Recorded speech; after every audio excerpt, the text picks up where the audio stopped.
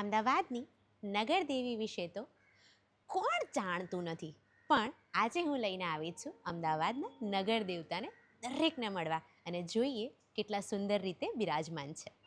100 નહીં, 200 નહીં, પરંતુ 1000 વર્ષ જૂનું આ કર્ણમુક્તેશ્વર મહાદેવનું મંદિર અમદાવાદના સાળંગપુર વિસ્તારમાં આવેલું છે.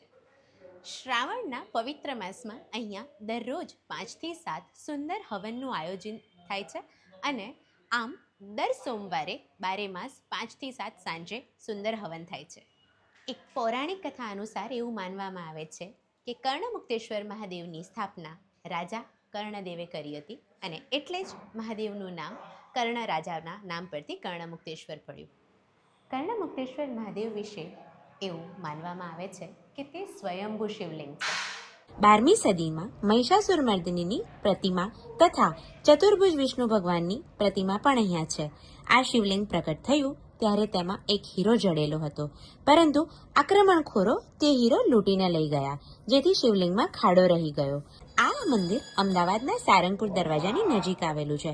અમદાવાદના નગર દેવતા કર્ણમુક્તેશ્વર મહાદેવ મંદિર જોવાનું ભૂલતા નહીં અને શ્રાવણ માસમાં હેરિટેજ સિટી અમદાવાદની આ સિરીઝ જોવાનું પણ ભૂલાય નહીં. સોની ભટ્ટ અને રિવરફ્રન્ટ અમદાવાદને ફોલો કરવાનું ભૂલતા નહીં. હર હર મહાદેવ.